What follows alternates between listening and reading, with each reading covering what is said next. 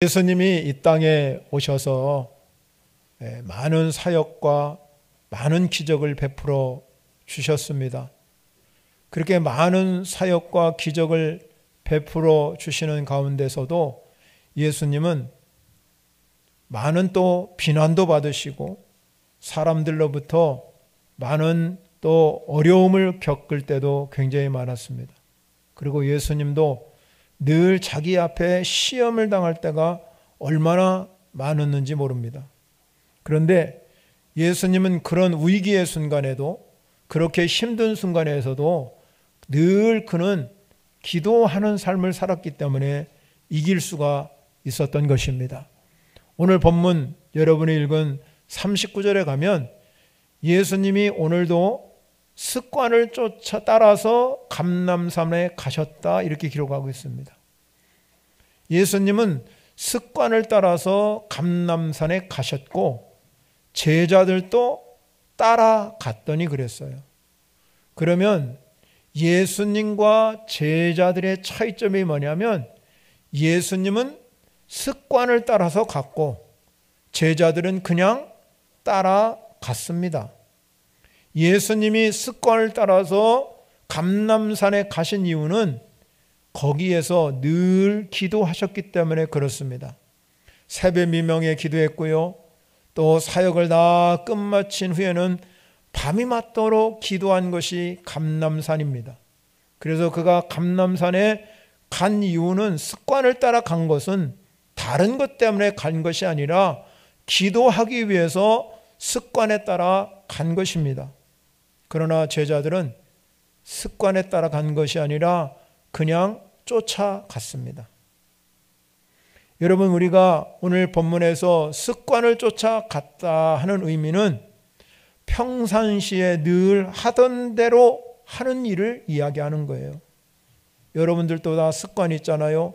아침에 일어나면 다 여러분들이 습관에 따라서 행동을 하듯이 예수님도 늘 습관이 배어 있는 것이 뭐냐면 이렇게 감람산에 가서 새벽 미명에 기도하시고 밤이 맞도록 기도하는 것이 늘 몸에 배어 있다는 것입니다. 습관에 쫓아서 했다는 얘기는 평상시에 안 하던 일을 특별히 한 것이 아닙니다. 습관은 내 삶에 자연스럽게 나오는 일 부분입니다. 그래서 습관처럼 하는 것은 어려운 일이 아닙니다. 아주 특별한 일도 아닙니다. 아주 쉬운 일입니다. 그런데 여러분, 예수님은 기도가 습관이 되었다는 것입니다. 인간의 행위를 연구하는 많은 사람들이 어떤 사람들의 이 행위를 보게 되면은 약 6주간을 계속하게 되면 그것이 습관화가 된다는 것입니다. 그래서 습관을 오랫동안 지속하게 되면 그 습관이 그 사람의 인생을 결정한다고 합니다. 몇 년 전에 나온 책이 있습니다. 아웃라이어라는 책인데요. 그 저자가 누구냐면 멜컴 글래드웰이라는 사람입니다. 이 멜컴 글래드웰이 책을 썼는데 1만 시간의 법칙을 거기에 제시해요. 1만 시간의 법칙. 즉 말하자면 그 1만 시간의 법칙이라는 것은 만약에 자기 분야에서 1만 시간을 만약에 투자하게 되면 반드시 성공할 수 있다는 이야기입니다. 1만 시간을 우리가 계산해 보니까 하루에 3시간씩을 투자하게 되면 약 10년간을 투자하는 시간이에요. 비틀스라는 락 그룹이 있습니다. 그들이 무명 시절에는 독일 함부르크의 이 어느 바에서 하루에 8시간씩 3년간을 연주하며 기란을 닦아서 그들이 탑 클래스가 된 겁니다. 빌 게이츠라는 우리 유명한 이 컴퓨터를 발명한 사람이 역시 마찬가지입니다. 그도 시애틀에 있는 고등학교를 다닐 때 대다수 사람들이 이름을 몰랐던 컴퓨터, 이것을 이제 매달리게 되었고요. 그리고 밤새 컴퓨터를 매달리는 시간이 약 1만 시간이었다고 합니다. 그렇습니다, 여러분. 기도도 마찬가지입니다. 우리 신앙생활이라는 것은 습관이 붙어야 됩니다. 습관에 따라서 여러분이 성경도 읽고 하나님의 말씀도 묵상하고 기도하는 그런 습관이 우리 가운데 딱 붙어지면 여러분의 인생은 승리하게 될 줄 믿으시기 바랍니다. 예수님께서 습관을 따라서 기도했기 때문에 그 인생은 실패한 것이 아니라 성공했고 승리하는 인생을 살았던 것입니다. 여러분, 이런 좋은 습관이 반복적으로 여러분의 인생 가운데 일어나기 시작하면 하나님께서 반드시 여러분에게 영적인 열매, 영적인 축복, 영적인 은혜가 넘쳐 흐르게 될 줄 믿으시기 바랍니다. 다니엘이라는 우리 잘 아는 여러분 선지자가 있습니다. 이 다니엘은 여러분 바벨론이라는 나라에 포로로 잡혀갔습니다. 바벨론이라는 문화는 세상적인 문화예요. 거기는 우상 숭배를 하는 문화예요. 그런데 이 다니엘은 그러한 상황 가운데 있다 할지라도 그는 습관에 따라서 하루에 3번씩 자기 고국의 창문을 열어놓고 자기 고국의 해방을 위해서 하루에 3번씩 습관에 따라서 기도했어요. 바벨론 신하들이 그를 모함해서 그를 여러분 어떻게 하든지 그가 이 총리직에서 내려오게 만들기 위해서 모함을 했어요. 그걸 알고도 그는 절대로 그 기도하는 일을 멈추지 않았어요. 습관을 따라서 계속 기도했는데 그는 죽는다 할지라도, 그는 사자굴에 들어간다 할지라도 그는 하루에 3번씩 습관에 따라서 기도하니까 사자굴에서도 사자 입을 막게 하신 분이 하나님이시에요. 사랑하는 성도 여러분, 그렇기 때문에 우리가 기도는 반드시 습관이 되어야 된다는 거예요. 예수님께서 기도의 습관을 강조하면서 왜 우리가 그러면 이 기도의 습관을 가지고 인생을 살아야 하는가 하는 것에 대해서 오늘 우리에게 말씀을 하고 있습니다. 그 첫 번째가 뭡니까? 오늘 성경에서는 시험에 들지 않기 위해서 기도가 습관이 되어야 된다고 말합니다. 여러분, 오늘 본문 40절에 보면 예수님께서 제자들을 향해서 유혹에 빠지지 않게 기도하라 그랬습니다. 그리고 본문 46절에 가면 그들이 기도하지 아니하고 어찌하여 자느냐, 시험에 들지 않게 일어나 기도하라. 여러분, 이 예수님은 이미 제자들이 시험에 빠질 줄 알았기 때문에 그들을 향해서 유혹에 빠지지 아니하도록, 시험에 들지 아니하도록 기도하기를 원했다는 겁니다. 여러분, 사단은 우는 사자같이 두루다니며 삼킬 자를 찾는다. 우리를 넘어뜨리려고 파괴적이고 유혹적으로 시험해 옵니다. 예수님은 사단이 제자들을 넘어뜨리기 위하여 다가오는 것을 이미 아셨습니다. 왜? 예수님은 자기가 십자가를 지고 고난받을 것을 아셨기 때문에, 그래서 미리 그는 준비하기 위해서, 시험에 들지 않기 위해서 예수님은 기도하러 감람산에 가신 거예요. 그런데 제자들은 그걸 몰랐어요. 제자들이 그렇게 말해요. 시험에 빠지지 않도록 기도하라는 이유는 이미 제자들의 마음을 알았기 때문입니다. 누가복음 여러분 22장 31절에 보면요, 예수님께서 베드로에게 경고하십니다. 31절에 이렇게 기록하고 있습니다. 시몬아 시몬아, 보다 사단이 너희를 밀가부르듯 하려고 요구했다. 그러면서 다시 구체적으로 경고를 합니다. 예수님께서 오늘 내가 닭 울기 전에 3번이나 나를 모른다고 부인한다고 그랬어요. 그런 이미 이 예수님은 제자들이 어떻게 행동할까를 알았기 때문에 기도하라고 말씀한 것입니다.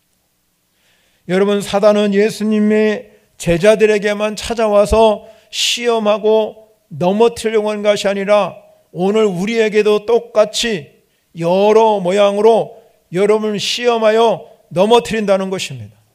사랑하는 성도 여러분, 여러분이 살아가면서 삶의 문제, 가정의 문제, 직장의 문제, 교회 생활의 문제들이 여러 가지 어울리면서 우리가 살아가는데 그 살아가는 과정 속에서 반드시 시험이 다가온다는 겁니다. 그 시험이 다가올 때 이기는 비결은 단 한 가지예요. 기도하면 이기게 되는 줄 믿으시기 바랍니다. 그래서 예수님께서는 우리가 기도하면 반드시 이기기 때문에 기도 외에는 이런 유가 나갈 수 없느니라. 그래서 깨어서 기도하라는 겁니다. 베드로는요, 여러분 아시다시피 사전에 이런 예수님의 경고를 받았어요. 내가 닭 울기 전에 3번 부인할 것이라는 경고를 받았음에도 불구하고 기도하지 못했다는 겁니다. 기도할 수 있는 자리까지 갔습니다. 그런데 기도 자리에 갔음에도 불구하고 그 기도 자리에서도 예배 자리에 와서 여러분 조는 것처럼 그 사람도 기도의 자리에 가서 잤다 이 말이에요. 그러면 여지없이 실패로 끝나는 겁니다. 베드로가 이 큰 실수와 실패하고 나서 나중에 회개했지요. 그리고 주님께 쓰임받기는 했어요. 그래서 그가 십자가를 예수님은 당당히 지고 갔을 때 자기는 예수님의 십자가를 이렇게 바로 질 수 없어서 거꾸로 지고 순교했다고 합니다. 베드로는 이런 쓰라린 경험이 있었습니다. 실패의 경험이 있었습니다. 그리고 그는 깨달았어요. 그리고 베드로 전후서를 썼어요. 여러분, 베드로 전후서를 살펴보게 되면요, 사단이 우는 사자같이 두루다니며 삼킬 자를 찾는다고 그렇게 말하면서 정신을 차리고 기도하지 아니하면 우리는 반드시 사단의 유혹에 빠질 수밖에 없다. 그렇게 권면했습니다. 이런 권면할 수 있었던 것은 베드로 자신이 뼈아픈 경험을 했기 때문에 자신이 기도하지 않아서 예수님을 3번씩이나 부인하는 그런 일이 발생했기 때문에 우리가 이러한 시험이 올 때 기도로 승리하라고 말씀하고 있습니다. 그렇기 때문에 기도는 시험을 이기는 최고의 방패입니다. 예수님이 여러분 기도하지 않는 제자들을 향하여 어찌하여 자느냐, 시험에 들지 아니하도록 깨어 기도하라는 것을 여러분 마태복음은 3번씩이나 이야기하고 있습니다. 예수님께서 제자들이 찾아왔어요. 누가복음 11장에 가면 그렇게 말합니다. 요한의 제자들은 기도도 잘하는데 예수님 저희들에게도 기도를 가르쳐 주십시오. 그게 우리에게 남겨준 주기도문입니다. 여러분이 잘 아는 주기도문 속에서도 예수님이 시험에 들지 말게 해달라고 그 속에도 기록하고 있습니다. 그만큼 인생을 살다 보면 수많은 시험들이 우리 가운데 다가옵니다. 그래서 히브리서 기자는 히브리서 4장 15절 하반절을 가면 모든 일에 우리와 똑같이 시험은 예수님이 받으셨는데 단 한 가지 죄는 없으시다. 그렇기 때문에 감난산에 가서 예수님께서 기도로 시험을 이겼던 것입니다. 사랑하는 성도 여러분, 우리가 사는 이 시대 여러분, 우리가 유혹이 오고 시험이 와도 우리가 감당할 수 있는 능력은 단 한 가지입니다. 오직 기도밖에 없다는 것입니다. 지난 1년 동안 우리가 살아오면서 코로나19와 싸우면서 얼마나 우리가 힘든 시간을 지금 보냈는지 모릅니다. 언제 끝날는지 아무도 장담할 수 없습니다. 그렇다고 우리는 가만히 있을 수 없습니다. 왜냐하면 하나님이 한 번에 이 바이러스를 딱 멈추게 할 수도 있다는 것입니다. 그렇다면 우리는 할 수 있는 것이 단 한 가지입니다. 기도가 필요하다는 겁니다. 왜 그렇습니까? 기도하면 하나님이 일하시기 때문에 그렇습니다. 기도가 요구될 때, 기도가 필요할 때, 기도를 하라고 할 때 우리가 기도하면 하나님의 길이 열리는 거예요. 하나님의 역사가 일어나기 시작하는 겁니다. 우리는 여기에 가만히 머물 수가 없습니다. 멈출 수가 없습니다. 기도해야 살 길이 열리는 겁니다. 기도해야 하나님이 일하시는 겁니다. 시험에 들지 아니하도록 우리는 기도로 무장할 수 있는 성도 여러분이 되시기 바랍니다. 두 번째는 왜 습관에 따라서 이 예수님이 감람산에 올라가서 기도했을까요? 하나님의 뜻을 이루기 위해서 그래요. 예수님은 자기에게 주어진 하나님의 뜻을 분명히 알았습니다. 그것은 뭐냐면 십자가를 지는 일이에요. 그런데 여러분, 예수님도 인간의 몸을 입고 오셨기 때문에 인간적으로 생각해 볼 때는 십자가로 지는 것은 너무나 혹독한 시련이요 고통이었어요. 우리가 아시다시피 6시간 동안 물과 피를 흘리신 그 예수님을 생각해 보십시오. 예수님은 십자가에 들어가면서 엘리 엘리 라마 사박다니 어찌하여 하나님 나를 버리셨냐고 그렇게까지 고통의 순간을 여러분 외쳤습니다. 이사야 선지자는 예수님의 모습을 보면서 그렇게 기록하고 있습니다. 그는 멸시를 받아 사람들에게 버림을 받았습니다. 간고를 많이 겪었으며 질고를 아는 자라. 마치 사람들이 그에게 얼굴을 가린 것 같이 멸시를 당하였고 우리도 그를 기이 여기지 아니했다고 말씀하고 있습니다. 그러니 십자가를 지는 일은 결코 쉬운 일이 아니에요.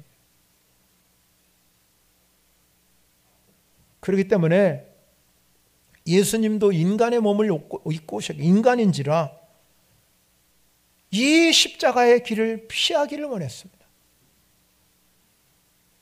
그런데 여러분, 예수님께서 기도의 시간에 습관에 따라서 가서 기도를 할 때에 그냥 기도한 게 아니에요.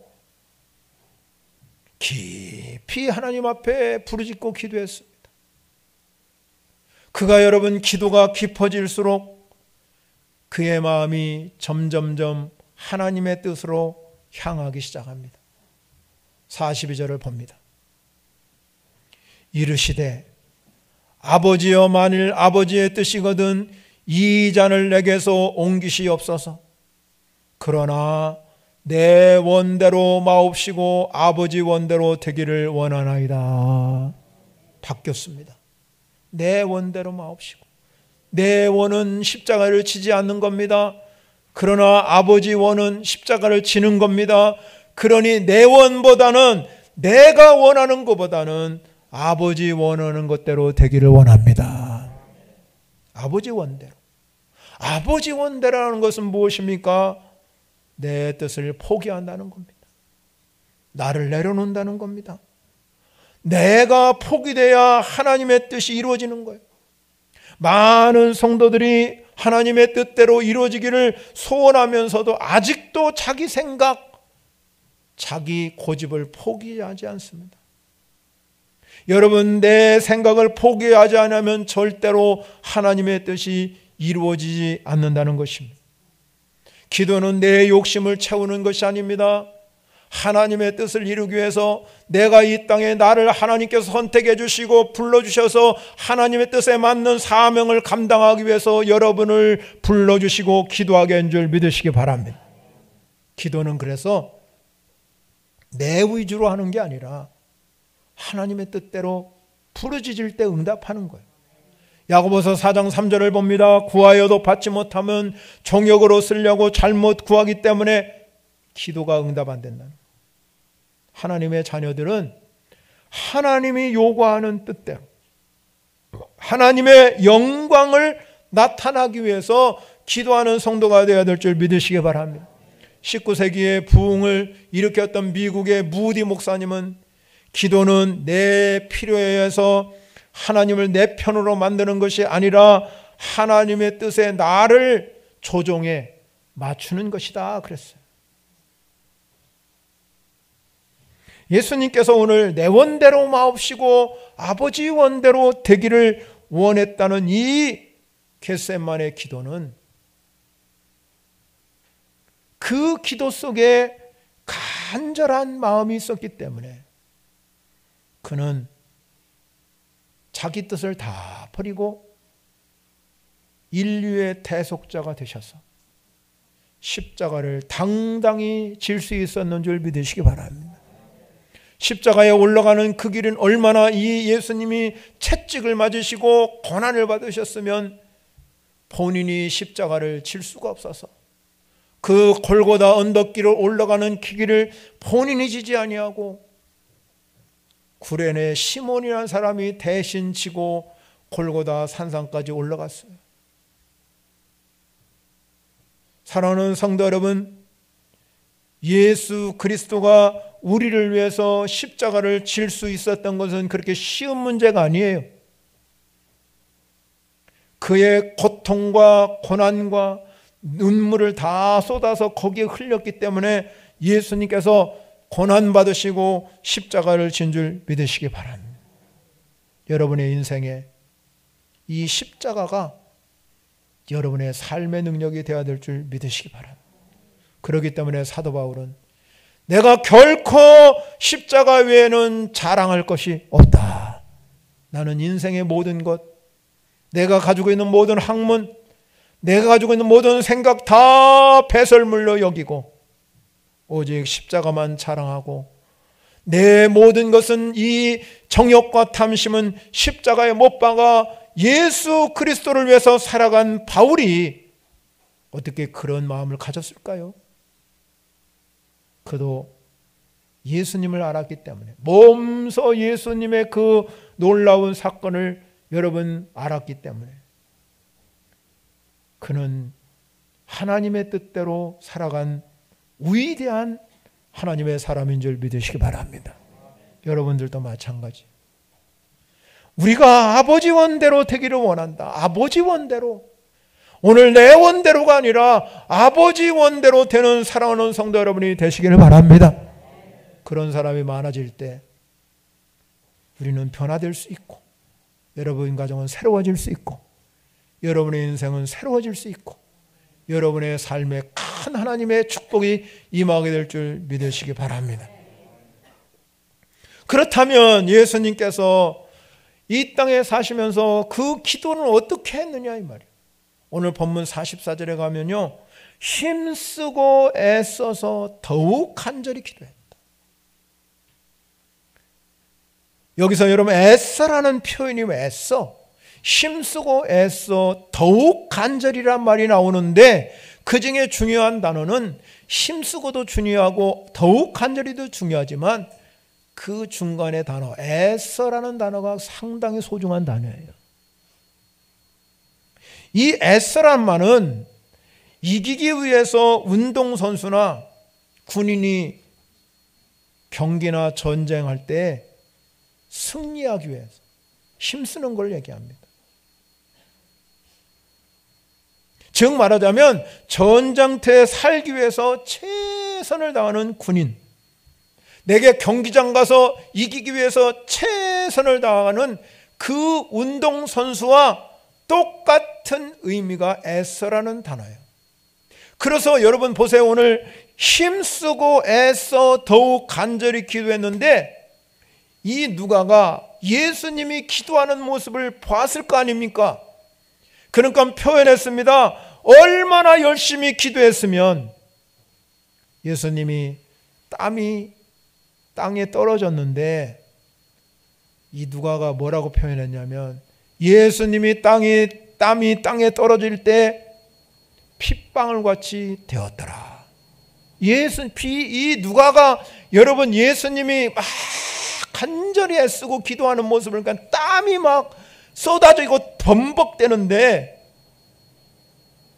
누가가 눈으로 보니까 그 땀이 꼭 핏방울 같았다는 거예요. 여러분 밀폐된 공간 안에서 우리가 기도할 때 한 10분 내지 20분 막 부르짖으면 우리도 땀나지요. 그러나 여러분 오늘은 그런 것이 아니에요. 이 팔레스타인 그 감람산은 차가운 밤중에 사막에서 여러분 그 어두운 캄캄한 밤에 바람이 휘몰아치는 그 땅바닥에서 무릎을 꿇고 기도할 때 땀난다는 건 쉬운 일이 아니에요. 얼마나 힘쓰고 애써 더욱 간절히 기도했으면 그게 여러분 가능했을까? 누가는 그 땀방울이 핏방울이라고 생각했을까? 그 간절한 기도는 우리는 다른 성경에서 찾아보면 뭐라고 말했냐면 눈물과 통곡이었다 그렇게. 그 기도는 눈물과 통곡이었다. 눈물과 통곡의 기도는 누구를 위한 것입니까? 마태복음 9장 36절에 보면은 예수님은 목자 없는 양처럼 고생하며 유리하는 무리를 보시고 민망히 여기셨다. 민망히 여기셨다고 말씀하고 있습니다. 민망히 여기셨다는 것은 그냥 안타까운 감정이나 표현하고 안 됐구나. 예를 들면 어떤 사람이 여러분 중병에 걸렸으면 우리 그러잖아요. 참 안 됐어요. 기도해 줘야지, 해줘야 되지. 그렇게 생각할 뿐이에요. 그런데 여러분 여기서 민망히 여긴다는 것은 그런 뜻이 아닙니다. 애끓는 심정을 표현한 말이에요. 창자가 뒤틀리고 애가 끊어지는 아픔을 말하는 겁니다. 양에게 목자가 없다는 것은 곧 뭐를 말하냐면 죽음을 말하는 겁니다. 예수님께서 여러분 우리의 영혼을 목자 없는 양을 보면서 죽어가는 영혼을 사랑하고 건져내기 위해서 구원의 십자가를 지기 위해서 눈물과 통곡으로 기도한 그 자리가 바로 겟셋만의 동산인 걸 믿으시기 바랍니다. 여러분. 그 예수님이 눈물과 통곡은 바로 예수님의 마음이요 십자가의 정신이요. 그래서 히브리 기자는 이렇게 표현하고 있습니다. 히브리서 5장 7절에 가면 그는 육체에 계실 때 자기 죽음의 능히 구원하시는 이에게 심한 통곡과 눈물로 간구와 소원을 올렸다 그렇게 기록하고 있습니다. 겟셋마네 동산에서 기도한 것은 바로 히브리 기자가 피조한 그 심한 통곡과 눈물을 말하는 것입니다. 그 심한 통곡과 눈물은 단순히 그날 하루만 한 것이 아닙니다. 십자가를 지시기 전에 하루가 아니라 여러분 히브리서 기자는 뭐라고 말하냐면 육체에 계실 때 그렇다는 겁니다. 즉 육체에 계셨다는 뜻은 예수님이 사는 날 동안 그렇게 늘 기도했다는 겁니다. 내일 당장 십자가를 지고 죽어갈 절박한 상황에 그렇게 간절한 기도를 하셨지만 그는 그것만 위해서 기도한 것이 아니라 이 땅에 사는 날 동안 기도할 때마다 말할 수 없는 눈물과 통곡의 기도를 올려드린 줄 믿으시기 바랍니다. 왜 그렇게 했을까요? 예수님도 여러분 신적인 분이었습니다. 그러나 육신의 몸을 입고 있기 때문에 늘 하나님을 의지할 수밖에 없는 거예요. 전능하신 하나님의 손길이 없으면 하나님이 내 해결자가 되신다, 그분이 나의 아버지시라고 그렇게 부르질 수밖에 없기 때문에 해결자는 하나님이기 때문에 그는 하나님 앞에 엎드려서 주님 나는 할 수 없습니다. 하나님이 날 도와주셔야 살 길이 열린다. 그런 마음을 가지고 삽니다. 그렇습니다. 제가 목회해 보니까는요 참 부족한 게 많아요. 그러니까 늘 의지할 분은 하나님밖에. 하나님이 하시지 아니하면 할 수가 없는 거예요. 하나님 아버지가 해 주셔야 되는 거예요. 여러분 인생도 마찬가지 아닐까요? 하나님이 해 주셔야지. 하나님이 일하도록 만들어 주셔야지. 그러면 우리는 눈물과 통곡의 기도를 하나님께 올려드리시기를 바랍니다.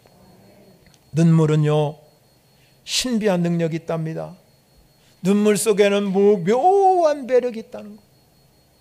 눈물 속에는 여러분 한거할 수 없는 설득력이 있답니다. 눈물에는 진실이 담아 있고요, 그 안에는 감동이 담아 있고요, 그 안에는 호소가 담아 있고, 그 안에는 사랑이 담아 있다. 눈물에는 우리 인생을 더욱 아름답게 하는 어떤 힘이 있다고 말하고 있습니다.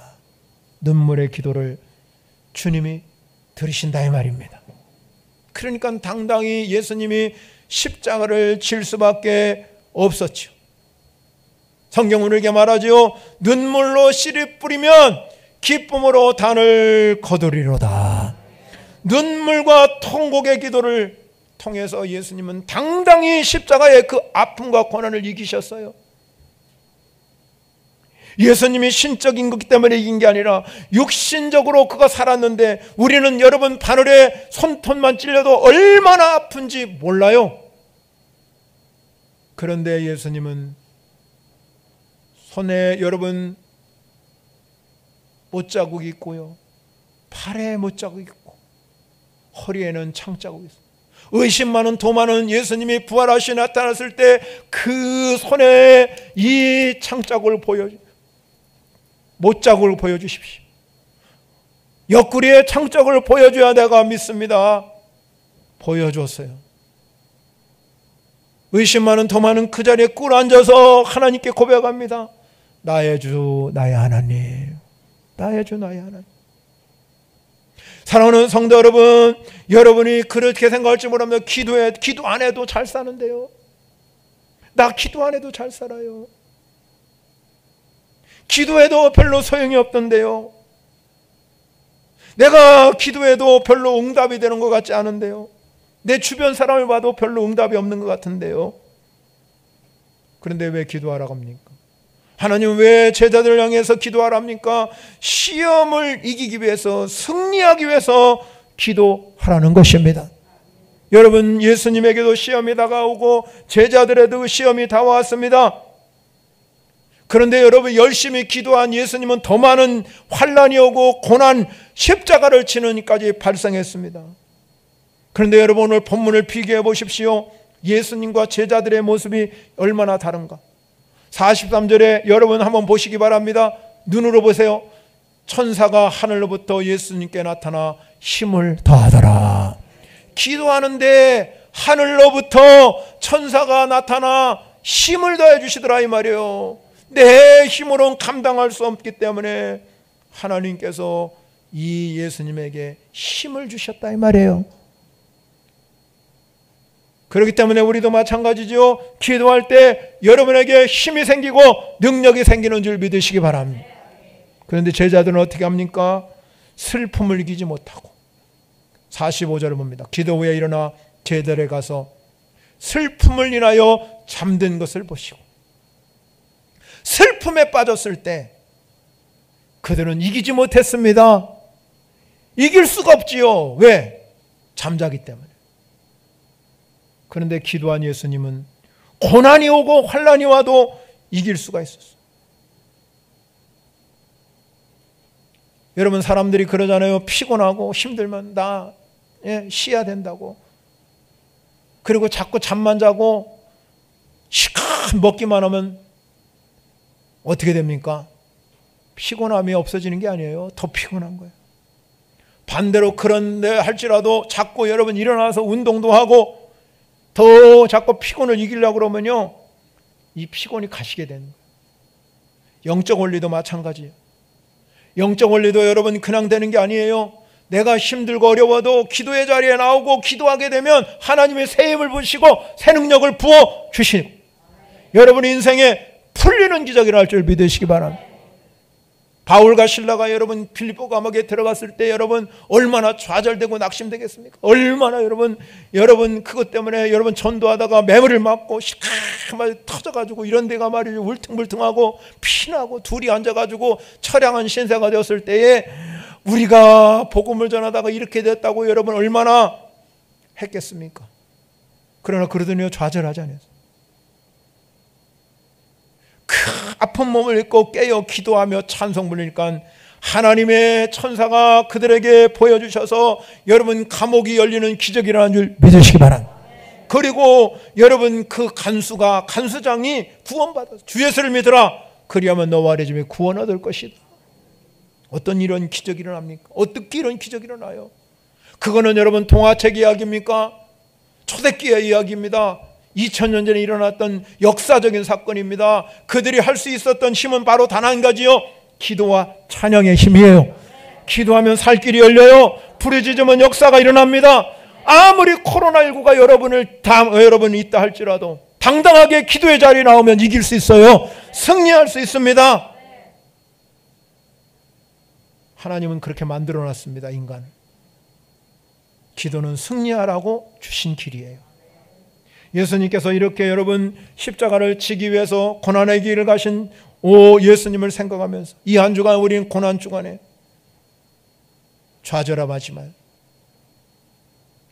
그냥 여러분 자리에 앉지 마시고 일어나시기 바랍니다. 그리고 기도의 자리에 나오시기 바랍니다. 하나님께서 기도하라고 불렀을 때 내가 기도의 자리에 나오면 반드시 길이 열리는 거예요. 역사가 일어나기 시작할 줄 믿으시기 바랍니다. 이 한 주간 주님의 십자가를 묵상하며 우리 모두가 기도에 동참해서 함께 기도할 때 나도 살고 여러분 가정도 살고 민족도 살고 나 때문에 여러분 이 코로나가 멈출 수 있을지 누가 알아요? 그건 아무도 할 수 없는 일이에요. 하나님만이 할 수 있습니다. 하나님의 일하심을 보는 우리 모든 성도 여러분이 되시기를 축원합니다.